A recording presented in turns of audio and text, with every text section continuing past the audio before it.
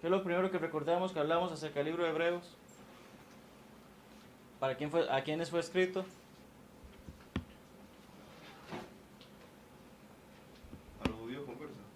Judíos conversos, sí, cristianos en general, ¿verdad? Especialmente, esta es una parte importante que hemos de comprender. Casi todas las epístolas, su enfoque es a cristianos. ¿Por qué? Porque es lo que nos permite seguir adelante después de que tomamos esa gran decisión, ese gran paso de convertirnos a Cristo. Entonces, recordando como hablábamos anteriormente y lo que dice el hermano Taylor en su introducción, ya no estamos bajo los 10 mandamientos. Muchas personas en el mundo religioso enfocan los 10 mandamientos son la ley. Sin embargo, Cristo dio muerte a la ley antigua, a la ley de Moisés, para que estemos bajo la ley de Cristo. Y sí, prácticamente 9 de los 10 mandamientos son retomados en otra manera o en otra explicación en el Nuevo Testamento, y el único que realmente no aparece allí es el de guardar el sabbat, de guardar el sábado. ¿Por qué? Porque precisamente nuestro Señor que nos dice, debemos de reunirnos el primer día de la semana. Solamente un día al año, como muchos están diciendo hoy, no. Tenemos que reunirnos todos los domingos. Pero precisamente estamos bajo los conceptos y mandamientos cristianos, no bajo los mandatos mosaicos ni los mandamientos del Antiguo Testamento. Hebreos deja claro que el sistema mosaico ha sido abolido para siempre y que estamos sujetos al nuevo pacto en Cristo. ¿Por qué? Porque siempre hemos tocado ese punto. Si estuviésemos bajo las leyes del Antiguo Testamento, tendríamos que circuncidar a nuestros hijos, tendríamos que participar en los sacrificios, de llevar los animales y todo ese tipo de cosas, y muchas de las otras 600 y tantos reglas que habían sido puestas a ellos. Cuando vamos a Hebreos 1:4, vemos que hecho tanto superior a los ángeles cuanto heredó más excelente nombre que ellos, recordando que precisamente el libro de Hebreos lo que trata de hacer el escritor saber al lector es Cristo es superior a los ángeles, es superior al sumo sacerdote, es superior a Moisés, es superior a David, es superior a todo. Y en base a que Él es superior a todo, es que nos da la oportunidad de saber qué es lo que debemos de hacer para ser salvos. Recordamos que esta palabra superior o excelente tiene un gran énfasis en el libro porque se menciona cerca de 12 veces en distintos pasajes durante esta carta. En el día de hoy continuamos con nuestro estudio, como mencioné anteriormente, vamos a estar estudiando del capítulo 3 y el tema es en sí cuidado con la incredulidad. ¿Por qué? Porque tenemos la situación de que precisamente esto es lo que estaban presentando estos hombres. ¿Qué hacían?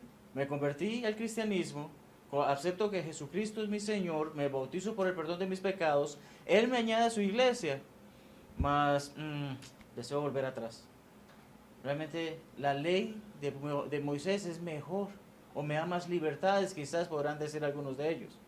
Era la situación que pasaba por su mente y habían personas que llegaban a ellos a meterle estas ideas en la cabeza de que sí, obedeces a Cristo, mas tienes que mantener la ley de Moisés, tienes que hacer todo como lo hacíamos. Hoy en día algunos toman esa decisión de volver a su antigua religión, de volver a su antiguo estilo de vida. ¿Por qué? Simple y sencillamente no les gusta lo que están viendo ahora. Sin embargo, los que estamos en la fe comprendemos lo importante que es seguir paso a paso lo que nuestro Señor ha establecido para nuestra salvación, para nuestro diario vivir. Entonces demos inicio y vamos a leer en primer lugar Hebreos 3, 1 y 2. Por tanto, hermanos santos, participantes del llamamiento celestial, considerad el apóstol y sumo sacerdote de nuestra profesión, Cristo Jesús, el cual es fiel al que le constituyó como también lo fue Moisés en toda la casa de Dios. Gracias, Jackie. Tenemos entonces en el primer detalle, vamos a, no sé cómo decir la palabra, desbaratar, diría el mientico, pero vamos a desmenuzar, vamos a sacar pedazos de este pasaje que acabamos de leer para poderlo comprender de una mejor manera. Primera pregunta que les hago, en base a lo que acabamos de leer, ¿qué ha hecho Cristo por los cristianos? En base a ese pasaje. Sabemos que ha hecho un montón de cosas, pero en base a lo que acabamos de leer, ¿qué podemos obtener que Cristo ha hecho por nosotros? Constituyó la casa de Dios. Constituyó la casa de Dios, que es la iglesia, ajá, pero ¿qué más? Al puro inicio, ¿qué dice? Nos ha llamado. Uh-huh. Nos ha llamado. Uh-huh. ¿Qué más? Antes de eso.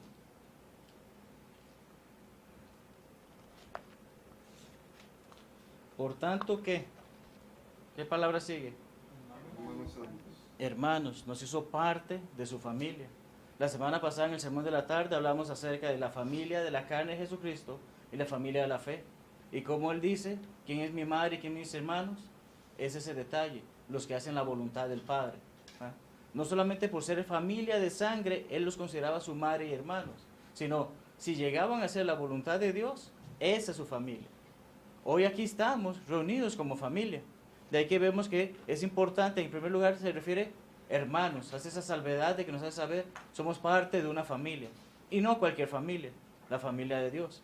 La siguiente palabra que dice es, Santos. ¿y qué significa ser santo? Separados, apartados, ¿verdad?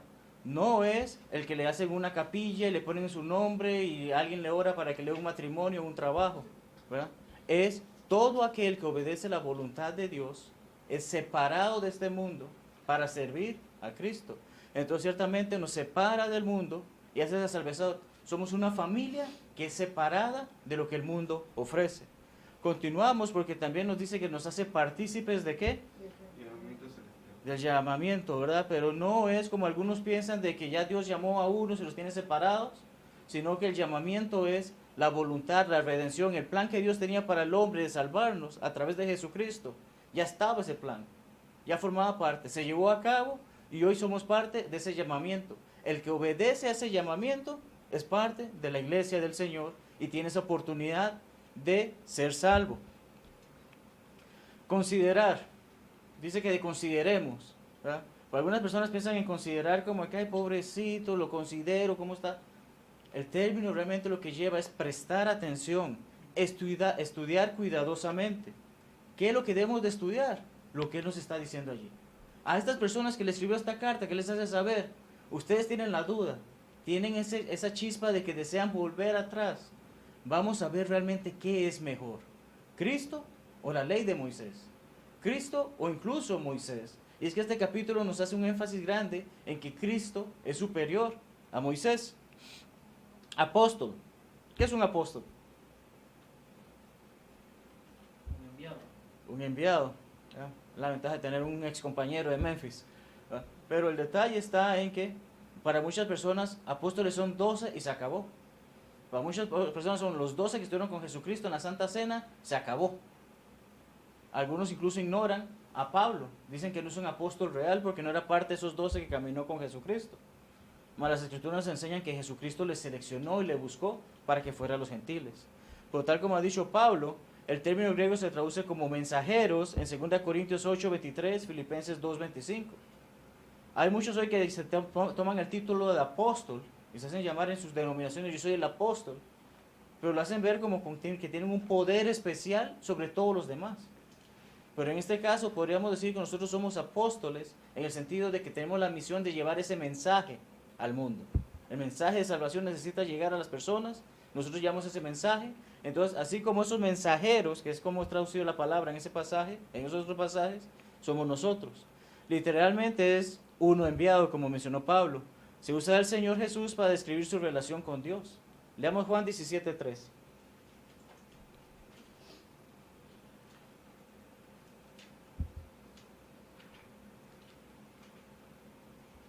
Como le has dado potestad sobre toda carne para que dé vida eterna a todos los que le diste. 17:3. Y esta es la vida eterna, que te conozcan a ti, el único Dios verdadero, y a Jesucristo, a quien has enviado. Jesucristo vino con un propósito, y era dar ese mensaje de que Dios tiene la salvación, no solamente para el pueblo judío, porque recordamos, su pueblo le rechazó. ¿Ah?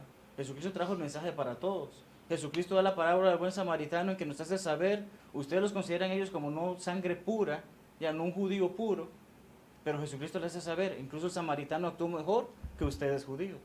Jesucristo vino con el propósito de traer ese mensaje de Dios para brindarnos la salvación. Es de allí que por eso se refieren a apóstol, fue uno enviado. Pero se nos habla de sumo sacerdote. Y de esto ya hablamos la semana pasada cuando vimos en versículos 17 al 18 del capítulo 2. Ninguno de los sumos sacerdotes de Israel tenía el poder que Jesús tuvo para expiar los pecados de toda la humanidad. ¿Cuál era el rol del sumo sacerdote en los tiempos de la ley de Moisés? Presentar los sacrificios en los puntos para el perdón de los pecados. Y tenía un derecho que ningún otro hombre tenía. ¿Cuál era ese derecho? Bueno, me habían dicho, no tan solo derecho, porque era un deber, era parte de su trabajo. ¿Cuál era? El lugar santísimo, excelente, Cristian, ¿verdad? Efectivamente, era el único hombre que podía entrar una vez al año al lugar santísimo a ofrecer ese sacrificio por todos los demás. Sin embargo, solamente lo hacía por los judíos.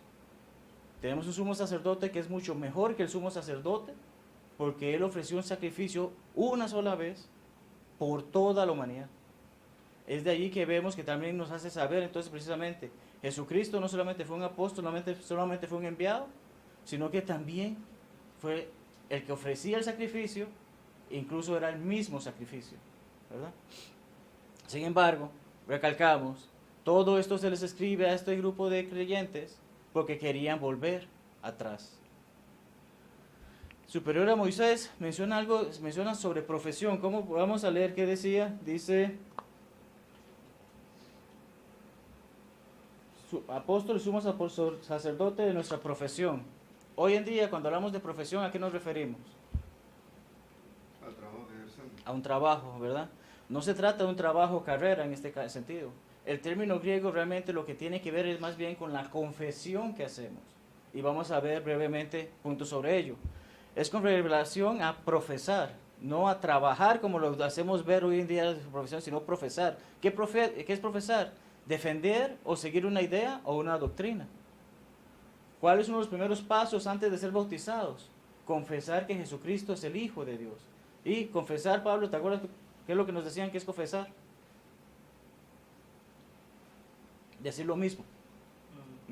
Confesar es decir lo mismo. Jesucristo nos dice, yo soy el Hijo de Dios y yo creo en eso, entonces yo confieso que Jesucristo efectivamente es el Hijo de Dios. Cuando alguien va de testigo en una corte y le piden que confiese o que atestigue, ¿qué es lo que la persona va a hacer? ¿Inventar lo que se le antoja en ese momento? ¿O decir efectivamente, esto fue lo que vi que ocurrió en ese momento? Entonces, esa es nuestra confesión, o en este caso la profesión que se menciona allí. De allí que una mejor traducción es confesión. El término griego homología o homología denota confesión por reconocimiento de la verdad, de acuerdo con Vine. Relativo al griego homologeo, que es un verbo, una forma verbal que es asentir, reconocer, profesar, prometer, confesar, declarar. ¿Ya? Entonces vemos que no es, es que yo me dedico a esto, yo me dedico a ser cristiano. No, uno no se dedica a ser cristiano. Uno sirve a Dios como cristiano y esa confesión que hacemos saber que efectivamente Jesucristo es superior a Moisés, es superior a David, es superior a cuantas otras demás cosas existan, es lo que hacemos saber cuando decimos ciertamente Jesucristo es el Hijo del Dios vivo. Aparece 3 veces en esta epístola, solamente aparece 6 veces en todo el Nuevo Testamento. Leamos Romanos 10, 8 al 10 para ver efectivamente esto que estamos afirmando acerca de esta declaración, de esa profesión. Romanos 10, 8 al 10.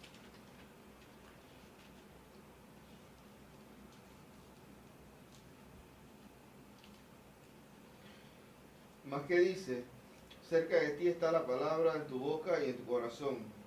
Esta es la palabra de fe que predicamos, que si confesaras con tu boca que Jesús es el Señor, y creyeres en tu corazón que Dios le levantó de los muertos, serás salvo. Porque con el corazón se cree para justicia, pero con la boca se confiesa para salvación. Confesares y confiesa son las mismas formas verbales que mencionábamos de homologeo. Es ese detalle, decir, volver a decir la misma cosa. La Biblia me está diciendo que Jesucristo es el Señor y que si creo en Él seré salvo. Eso es lo que espera Dios que yo diga. No solamente una vez antes de ser bautizado, sino por el resto de mi vida. Estos hombres se estaban olvidando de todo esto.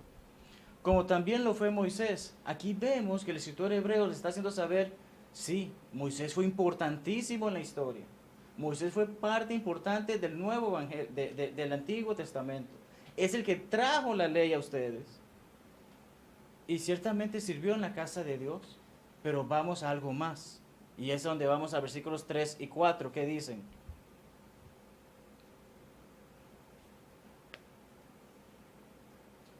porque de tanto mayor gloria que Moisés es estimado digno este, cuanto tiene mayor honra en la casa el que él la hizo. Porque toda casa es hecha por alguno, pero el que hizo todas las casas es Dios.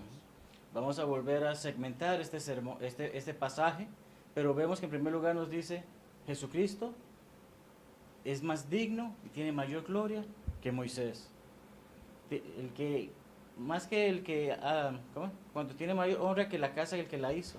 Ya, por encima de lo que Moisés hizo, por encima de que se le dio la orden, por encima de que se construyó el tabernáculo, por encima de todas estas cosas, el que da la orden es más importante. Pero vamos a ver brevemente lo que estamos hablando. Moisés fue un siervo fiel y digno de confianza, pero Jesús también lo fue, ¿verdad? Jesús tomó la forma de siervo, se humilló a sí mismo para ser obediente al Padre. Leemos eso en Filipenses 2. Moisés fue parte de la casa de Israel, ciertamente ya era un descendiente de Abraham, de Isaac, de Israel. Jesús fue constructor, proveedor y fundador de esa casa. Jesucristo estaba muchísimo antes de Moisés, muchísimo antes de Abraham. Hoy en día quien construye un gran edificio es más importante que el edificio en sí. Aprovechando por la visita de Pablo y Kristen, cuando estábamos allá en los apartamentos en la escuela de Memphis, todos esos apartamentos tienen una placa en la puerta frontal. ¿Y qué es lo que dice la placa? Jack. Tenía que ver con las personas que dieron el dinero o hicieron algún aporte para ya sea construir el apartamento o amoblarlos. Entonces, sí, la casa la utilizan los estudiantes por 2 o 3 años, más quien dio los fondos es más importante que incluso el que vive allí, porque los estudiantes van y vienen, más la casa ahí se mantiene. Pero más importante que la casa es aquellos que hicieron ese esfuerzo de construirla. Hoy en día hay muchos edificios, conocemos el edificio del Tornillo, pero quizás hay personas que sí saben de que, bueno, fue diseñado por este hombre, y entonces ese hombre quién sabe cuánto más trabajo tiene en base a, es el diseñador del Tornillo, todo el mundo conoce ese edificio. El hombre puede hacer muchas cosas, y vamos a mencionar, esos que construyeron los apartamentos o los edificios, o que construyeron esta casa, puede hacer un montón de cosas, pero si Dios no provee la materia prima, no hay nada que podamos hacer. Por más inteligentes que seamos, por más hábiles que seamos, por más creativos que seamos, hay un creador antes que nosotros. Versículos 5 al 6. Y Moisés, a la verdad, fue fiel en toda la casa de Dios, como siervo, para testimonio de lo que se iba a decir. Pero Cristo como hijo sobre su casa, la cual casa somos nosotros, si retenemos firme hasta el fin la confianza y el gloriarnos en la esperanza. Veamos cómo el Espíritu Santo inspira al escritor de Hebreos a hacer esta aclaración. Moisés fue bueno, Moisés fue fiel, pero fue un siervo. Jesús, ¿qué es? El Hijo. Le da un rango más importante. No es alguien simplemente que fue contratado para hacer la obra, sino que forma parte de la realeza, forma parte de la familia de Dios directamente, y hijo sobre su casa. ¿Y cuál es la casa? ¿Y quién es la iglesia? Nosotros, ¿verdad? Siempre hemos de recordar, no es el edificio, no es donde nos reunimos, esto se puede llegar a caer, pero las personas que conforman ese grupo, este grupo que estamos aquí hoy reunidos, ya sea que nos reunamos en nuestra casa, o en el lugar que estamos buscando para alquilar, o en la casa de algún otro hermano, seguimos siendo la iglesia, la cual somos nosotros. ¿Cómo? Si retenemos firme hasta el fin la confianza y el gloriarnos en la esperanza. ¿Cuál es nuestra esperanza? ¿Cuál es la esperanza del cristiano? ¿Buscar qué? Las cosas de arriba. Deseamos llegar al cielo, no solamente por la mansión que Dios tiene preparada para nosotros, porque no somos materialistas, sino por la compañía que tendremos allí. Muchos hemos visto familiares morir, muchos hemos visto amigos partir. Sin embargo, allá en el cielo no habrá nunca más despedidas. Siempre estaremos juntos con las personas que amamos y ciertamente con Jesucristo y con el Padre. Pasamos al versículo 7 al 11, porque es una parte que veremos en un momento, es citado de un salmo. Hebreos 3, 7 al 11 dice lo siguiente: por lo cual, como dice el Espíritu Santo, veamos el enfoque que está haciendo el escritor. La está haciendo ver, no lo estoy diciendo yo, no lo está diciendo el que escribió ese salmo, Es el Espíritu Santo el que ha inspirado al salmista a escribir esto que vamos a citar hoy en este momento. Si oyereis hoy su voz, no endurezcáis vuestros corazones, como en la provocación en el día de la tentación en el desierto, donde me tentaron vuestros padres, me probaron y vieron mis obras 40 años, a causa de lo cual me disgusté contra esa generación y dije, siempre andan vagando en su corazón, no han conocido mis caminos. Por tanto juré en mi ira, no entrarán en mi reposo. Esto no es simplemente un poema, no es simplemente un salmo o una canción, es historia. Y el que lo escribió nos está haciendo saber esa historia, porque el Espíritu Santo ve la importancia de que conozcamos de esa historia. El escritor de los Hebreos cita a David. El pasaje en el Salmo no leemos por ningún lado que diga fue escrito por David. Pero el escritor inspirado nos hace saber en Hebreos 4:7, vuelve a citar este pasaje y nos hace saber, son palabras de David. Lo que fue citado fue el Salmo 95, versículos 7 al 11, que dice muy similar a lo que acabamos de leer. Sin embargo, da detalles como por ejemplo el lugar llamado Meriba, que fue causa de esa provocación. Lo vuelve a hacer unos versículos después, en Hebreos 3:15, vuelve a citar esta frase, haciéndonos saber, entiendan, esto es importante. El Espíritu Santo desea recordar a estos cristianos acerca de la historia de Israel, ya lo mencionamos. ¿Cuál fue la provocación? Leamos Números 14, 11 al 12.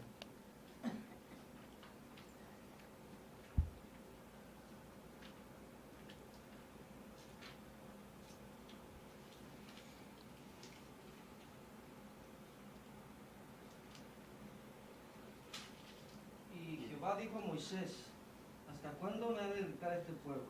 ¿Hasta cuándo no me creerán con todas las señales que he hecho en medio de ellos? Yo los heriré de mortandad y los destruiré, y a ti te pondré sobre gente más grande y más fuerte que ellos. Recapitulemos un poco. ¿Cuántas veces el pueblo de Israel murmuró después de que salió de Egipto? Muchas. Ay, pero es que estábamos mejor allá, prefiero ser un esclavo y tener comida que estar aquí viviendo, tomando agua y comiendo solamente pan. Una y otra vez.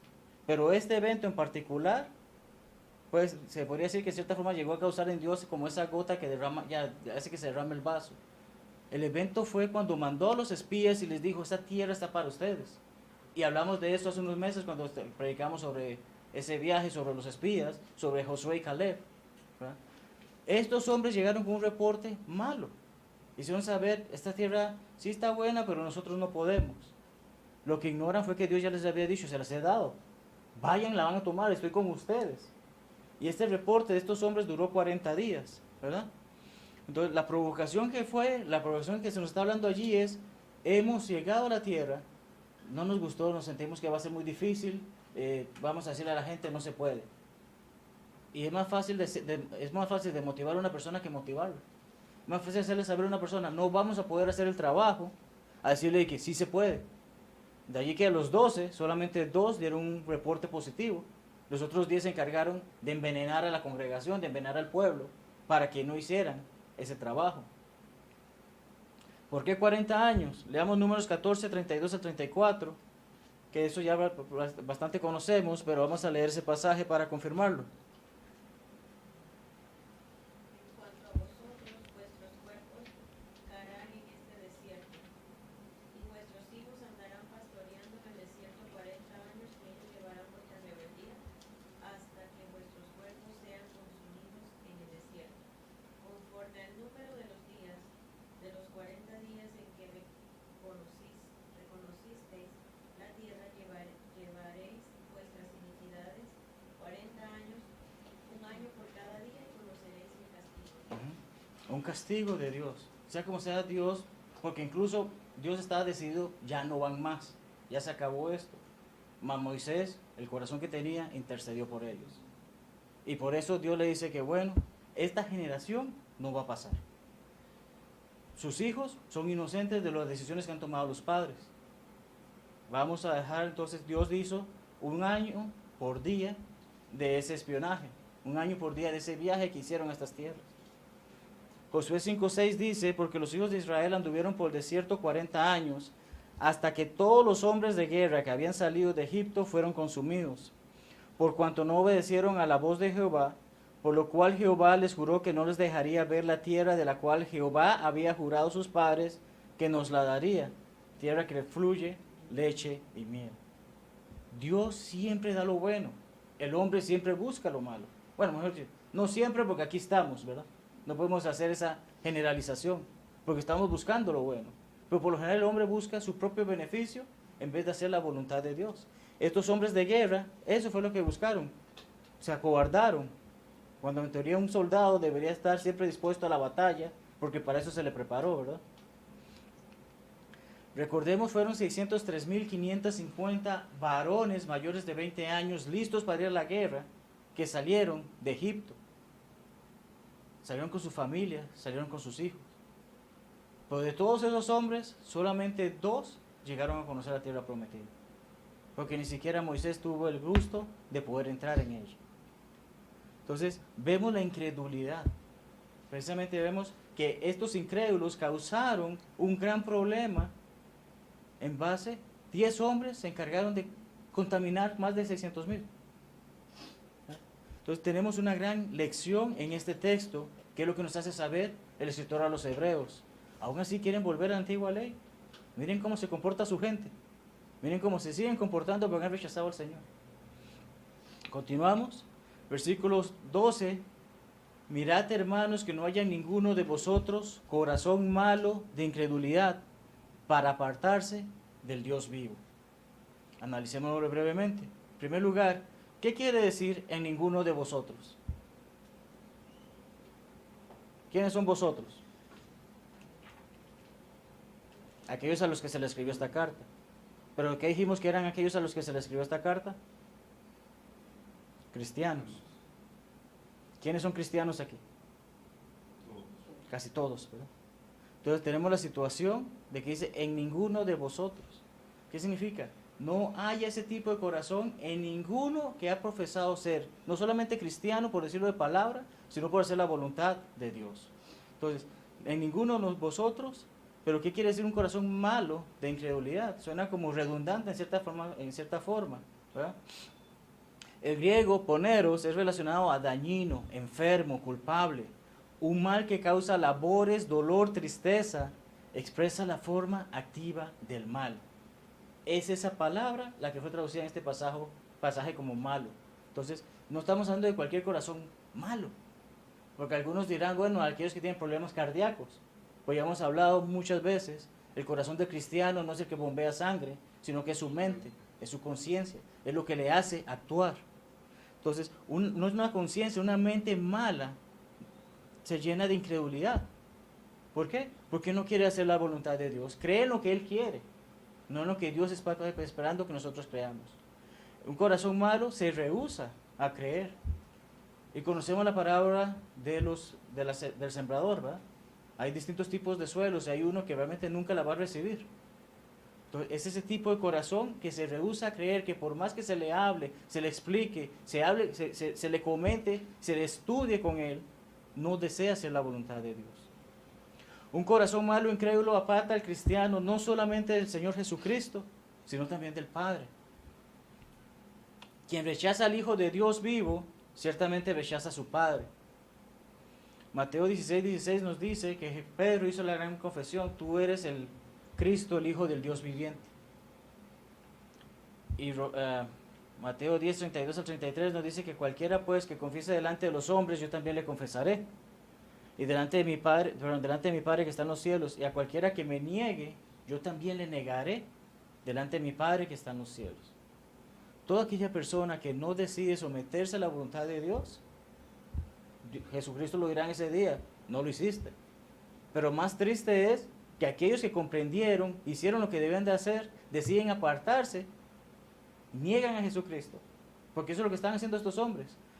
Jesucristo sí es importante, pero la ley es más importante. Necesito volver allá. Entonces, triste va a ser ese día en que Jesucristo haga saber: no más, con ustedes no más. Versículos 3 al 14. Antes, exhortaos los unos a los otros cada día. ¿No es lo que debemos de hacer todo el tiempo? Es lo que debemos hacer como cristianos. Si un hermano está debilitándose, que se termine por ir, que se largue, que no me estorbe más. ¿Es esa la actitud del cristiano? Puede que sea la actitud de algún cristiano, pero no debe ser la actitud del cristiano. Debemos exhortarnos unos a otros, buscar cómo ayudar a que la iglesia se mantenga más fuerte y a que siga creciendo. Entre tanto que se dice, y vuelvo a citar, hoy para que ninguno de vosotros se endurezca por el engaño del pecado. Y es que esa parte está, tal vez hoy yo no hablo con mi hermano José, y mi hermano José, que Marlon está enojado conmigo, algo le hice, o tal vez, bueno, el hermano realmente no es el cristiano que dice ser, y realmente no me quiero reunir más. Porque dice, hoy, para que ninguno de vosotros se endurezca por el engaño del pecado. Puede ser que en ese momento el hermano necesitaba que yo le dijera, hermano, tremendo trabajo, me gustó mucho ver las fotos de la comida que hizo con la hermana. Pero no se lo dije, ¿por qué? Porque tengo envidia. Yo quería comer esa carne y no me trajeron. Se hace ese tipo de situaciones y causa debilidad. Y especialmente a un cristiano nuevo le causa que comience a buscar esa incredulidad, que es lo que estaba pasando con estas personas en ese momento. Somos hechos partícipes de Cristo, nuevamente nos los hace saber. Formamos parte de este trabajo, con tal que retengamos firme hasta el fin nuestra confianza del principio, que es la parte quizás más difícil para muchos cristianos que ya tienen años. Es que ya no siento la misma fuerza que sentía el día que me bauticé. Pero ahí está también el trabajo de quienes predicamos o de quienes cuidan de la congregación, como son los ancianos y diáconos. Necesitamos fortalecer a la congregación y no dejarla que se vaya debilitando. Continuamos con los versículos 15 al 16. Entre tanto que se dice, si oyereis hoy su voz, no endurezcáis vuestros corazones como en la provocación. Le mencionamos eso, en este pasaje repitió lo que ya había dicho antes, pero nos da un poquito más de abrir nuestra mente, de estudiar, como mencionamos, de considerar, prestar atención a estas palabras. ¿Quiénes fueron los que habían oído y le provocaron? ¿No era el pueblo de Israel? ¿No era el pueblo elegido de Dios? ¿No eran hombres que sabían la verdad y que estaban siendo esclavizados por los egipcios y que Dios les dio esta oportunidad de salir de esa tierra? ¿No eran ellos? ¿No fueron todos los que salieron de Egipto por mano de Moisés? Tanto que pelearon, lograron salir de allí y después estaban quejando. ¿Acaso algunos de nosotros no actuamos así? Yo ya soy cristiano, me alegra ser cristiano, pero se dan ese tipo de situaciones. Los últimos 3 versículos de este capítulo nos dicen, ¿y con quiénes estuvo el disgustado 40 años? Fue con ellos. Pues ustedes quieren volver allá. El pueblo de Dios salió de Egipto y por culpa de sus malas acciones estuvieron 40 años en el desierto y no pudieron ver la tierra prometida, salvo 2 de ellos. Dios ciertamente estuvo disgustado con ellos, pero vemos, cuando estudiamos números, cuando estudiamos Pentateuco, leemos cómo una y otra vez ellos presentaban quejas, murmuraciones. Estamos cansados de esto. Los hermanos de Moisés hicieron lo mismo. ¿Por qué Moisés es el que tiene liderazgo si hacemos lo mismo? Empezaron las murmuraciones. ¿No fue con los que pecaron, cuyos cuerpos cayeron en el desierto? Respuestas simples. Sí, son ellos. ¿Y a quienes juró que no entrarían en su reposo, sino a aquellos que desobedecieron? Dios tiene un lugar preparado para nosotros. Leamos Mateo 11, 28 al 30.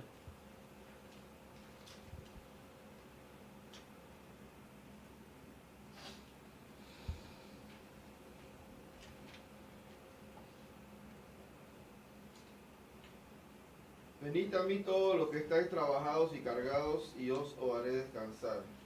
Llevad mi yugo sobre vosotros, y aprended de mí, que soy manso y humilde de corazón, y hallaréis descanso para vuestras almas, porque mi yugo es fácil y ligera mi carga. ¿Quién dijo eso? Jesús. Jesús. Eso es lo que conocemos como la invitación del Señor. Es el que nos está invitando a que tiene un lugar de reposo para todos nosotros. Aquí acabamos de leer en este pasaje que estos perdieron ese lugar de reposo. ¿En base a qué? Incredulidad. Exactamente, por su desobediencia. Vemos que no pudieron entrar a causa de incredulidad. El cristiano no puede dejar de creer en Cristo. El cristiano tiene que comprender, forma parte de un nuevo pacto. El cristiano tiene que comprender que a pesar de que muchos de los 10 mandamientos tienen mucha verdad, ya no estamos bajo ellos, porque la nueva ley nos hace más claro conocer realmente qué es lo que debemos de hacer. Recordamos que creo que fue con el hermano José y la hermana Yani que estudiamos acerca de ese pasaje que Jesucristo dice, han escuchado, no matarás. Más, ¿qué es lo que decía? Mas yo les digo que Mateo. Ay, se me escapa ahorita. Es precisamente porque la hermana fue la que hizo esa pregunta. Que se enoje con su hermano. El que se enoja con su hermano, ¿verdad? Ya. Tan solo el enojarme, llegar a comenzar a desarrollar ese tipo de ira, empiezo a pensar cosas malas contra mi hermano. Al punto que puedo llegar a ofenderlo, que era el término raca, ¿verdad? Y fatuo, que quiere, en simples palabras es idiota. Ay, es que me dijeron necio. Y como mencionaba la hermana, que a veces uno dice, ay, no sea tan necio, uno dice esa frase por decirla. Tal vez no tenga el mismo peso de lo que Jesucristo está diciendo, porque no está condenando ambas palabras. Nuestro Señor no condena esas palabras, sino que lo que condena es todo el camino, esa cadena que va desencadenándose. Porque puede ser que me enoje a tal punto que lastime y llegue a matar a esa persona. Entonces, no es solamente el hecho de no matar, como el mandamiento lo dice, sino que Jesucristo incluso nos expande más ese mandamiento en el sentido de que ni siquiera comienza a tener ese tipo de pensamientos hacia su hermano, ni siquiera comienza a generar esa ira, esa rabia, ese enojo hacia su ser querido, porque somos parte de la familia, como empezamos este capítulo. ¿Hay alguna pregunta de lo que hemos hablado, algún comentario? Los dos que entraron fueron Caleb y Josué, ¿no? Uh-huh. Caleb dio un buen testimonio y José, bueno, fue elegido el sucesor de Moisés. Pero el pasaje no nos dice que Josué dijo las mismas cosas, pero a través del resto del estudio leemos de que tuvo que haber sido bueno porque fue Dios el que decidió, Josué es el que iba a suceder a Moisés. Pero Caleb fue el que dijo, tenemos a Dios, podemos seguir adelante, podemos hacer esto. Fue el único de los otros, entre este grupo, que dijo algo así. Los otros son hombres grandes, son gigantes, tenemos miedo. Podríamos usar la similitud de matar con adulterar, en el sentido de que solo con el pensar adulteras y solo con el pensar matas. Creo que Mateo 5:28, alguien que lo lea.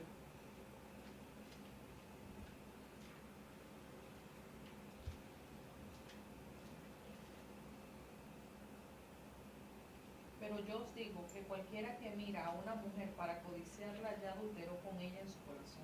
¿El versículo anterior qué dice? Oíste que fue dicho, no cometerás adulterio. Ya Jesucristo nos respondió esa pregunta, en el mismo texto del que sacamos lo que acabamos de leer. Dice, no matarás, es ni siquiera pienses en enojarte. Dice, no cometerás adulterio. Y creo que dice que ni siquiera mires a esa mujer y que qué buena se ve, como dice el término panameño, ¿no? Qué buena que está esa muchacha. Bueno, si es soltera, trata de acercarse a ver si la conoce y la cosa, pero si está casada, ni siquiera pienses en solo acercarse, es lo que nos está diciendo. ¿Ya? Mirarla de esa manera causa una reacción que puede causar que pequemos. ¿Ya? Muchos violadores quizás empezaron así, vieron a una mujer de una manera que les causó placer y llegaron a hacer todo lo que hicieron después. Pero precisamente el pecado no es simplemente el punto final, sino es desde ese inicio que se va desarrollando. ¿Algo más? ¿Ya? Si no es así, tenemos un receso y muchas gracias por acompañarnos en esta mañana y nos preparamos para el servicio de oración. Que Dios les bendiga.